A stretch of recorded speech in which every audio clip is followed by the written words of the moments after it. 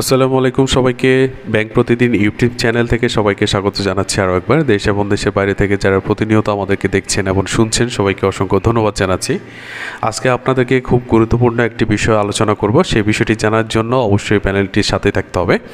তো আজকে যে বিষয়টি আপনাদেরকে বলতে চাই সেটা হচ্ছে যে আপনারা জানেন যে বিগত সরকার পালিয়ে যাওয়ার পর যখন নতুন অন্তর্বর্তীকালীন সরকার গঠন করা হয় এবং অন্তর্বর্তীকালীন সরকারের যিনি বাংলাদেশ ব্যাংকের গভর্নর হিসেবে দায়িত্ব পালন করেন তিনি কিন্তু গত কয়েক মাস আগে কিন্তু ঘোষণা দিয়েছিলেন যে বাংলাদেশের 11টি ব্যাংকের অবস্থা কিন্তু খুবই খারাপ ছিল। তবে বাংলাদেশ ব্যাংকের পক্ষ থেকে যে তারল্য সহায়তা বা অন্য যে বোর্ড পূর্ণ গঠন বা যে 11টি ব্যাংকের যে বোর্ড ছিল, চেয়ারম্যানশিপের বোর্ড ছিল, প্রত্যেকটি বোর্ড ভেঙে দিয়ে যে যখন নতুন বোর্ড গঠন করা হয় এর পাশাপাশি বাংলাদেশ ব্যাংকের পক্ষ থেকে যে তারল্য সহায়তা দেওয়া হয়েছে তার পরিপ্রেক্ষিতে কিন্তু আমরা দেখতে পেয়েছি 11টি ব্যাংকের মধ্যে 6টি ব্যাংক ইতিমধ্যে সম্পূর্ণভাবে ঘুরে দাঁড়িয়েছে। এখন আমরা জানবো যে অনেকে আমাদেরকে প্রশ্ন করেন যে কোন কোন ব্যাংক ঘুরে দাঁড়িয়েছে বা বর্তমানে ব্যাংকগুলোর অবস্থা কী। তো তার পরিপ্রেক্ষিতে আজকে আমরা যে নিউজটি করছি সেটা হচ্ছে দ্য বিজনেস স্ট্যান্ডার্ড থেকে আমরা সূত্রপাতটি পেয়েছি। তো যাই হোক, আমরা সরাসরি চলে যাচ্ছি আপনাদেরকে বোঝানোর জন্য। তো এখানে দেখতে পাচ্ছেন দ্য বিজনেস স্ট্যান্ডার্ড হচ্ছে আমাদের তথ্যসূত্র। এখানে তারা বলেছে দুর্নীতির কারণে প্রায় 10-এর মুখে থাকা 11টি সমস্যাগ্রস্ত ব্যাংকের মধ্যে 6টি ইতিমধ্যে ঘুরে দাঁড়িয়েছে। গত 6 মাসে আমানত সংগ্রহ ও গ্রাহকের আস্থা পুনরুদ্ধারের মাধ্যমে এসব ব্যাংক অগ্রগতি অর্জন করেছে। গত বছরের আগস্টে গভর্নর আহসান এইচ মনসুর দায়িত্ব গ্রহণের পর বাংলাদেশ ব্যাংক 11টি ব্যাংকের পরিচালনা পর্ষদ পুনর্গঠন করে।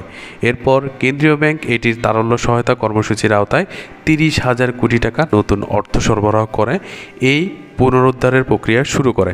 তার মানে হচ্ছে বাংলাদেশ ব্যাংকের পক্ষ থেকে তারল্য সহায়তা দেওয়া হয়েছে 30,000 কোটি টাকা বিভিন্ন ব্যাংকে। আর সেই ব্যাংকে তারল্য সহায়তার মাধ্যমে ইতিমধ্যে কিন্তু ব্যাংকগুলো তাদের যে কার্যক্রম প্রতিনিয়ত সেই কার্যক্রম কিন্তু ইতিমধ্যে শুরু করেছে। আর তার পাশাপাশি যে ব্যাংকগুলো 6টি ব্যাংক ঘুরে দাঁড়িয়েছে সেই ব্যাংকগুলো আমরা বলছি ঘুরে দাঁড়ানো 6টি ব্যাংক হলো ইসলামী ব্যাংক বাংলাদেশ পিএলসি, সোশ্যাল ইসলামী ব্যাংক যেটাকে আপনারা SIBL বলেন, Exim bank PLC, United commercial bank যেটাকে আপনি ইউসিবি ব্যাংক নামে পরিচিত, IFIC ব্যাংক এবং আল আরাফা ইসলামী ব্যাংক। এই 6টি ব্যাংক কিন্তু ইতিমধ্যে 11টি ব্যাংকের মধ্যে ঘুরে দাঁড়িয়েছে। আর এই ব্যাংকগুলোর বাহিরে যে 5টি ব্যাংক রয়েছে এখনও পর্যন্ত সেই ব্যাংকের পিছনে কিন্তু বাংলাদেশ ব্যাংক এখনও পর্যন্ত কাজ করে যাচ্ছে। আর তার পরিপ্রেক্ষিতে যে 5টি ব্যাংকের সংকট কাটানো সম্ভব কম, তারা বলছে যে বাকি যে 5টি ব্যাংক এখনও পর্যন্ত রয়ে গেছে সেই 5টি ব্যাংকের কিন্তু সংকট যে কাটানো সেটা কিন্তু একেবারে সম্ভাবনা কম।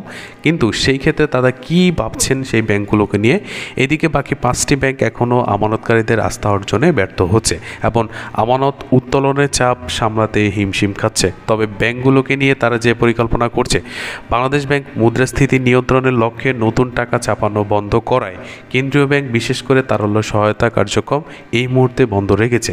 তবে কেন্দ্রীয় ব্যাংকের এক ঊর্ধ্বতন কর্মকর্তা জানিয়েছেন এই 5টি ব্যাংক এখনও প্রতিদিন তারল্য সহায়তার জন্য আবেদন করে যাচ্ছে।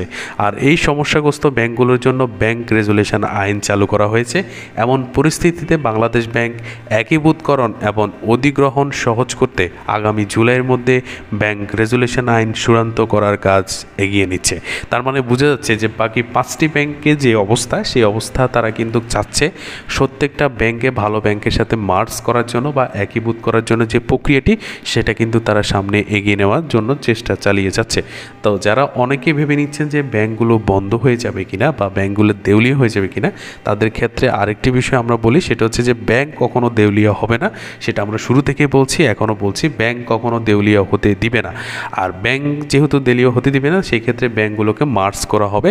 আর যখন নতুন আপডেট আসবে আমরা কিন্তু আমাদের এই চ্যানেলটির মাধ্যমে আপনাদেরকে জানিয়ে দেব। সে পর্যন্ত অবশ্যই আমাদের চ্যানেলটির সাথে থাকবেন। সবাইকে অসংখ্য ধন্যবাদ জানিয়ে বিদায় নিচ্ছি। দেখা হচ্ছে পরবর্তী কোনো ভিডিওতে। সে পর্যন্ত সবাই ভালো থাকবেন, সুস্থ থাকবেন।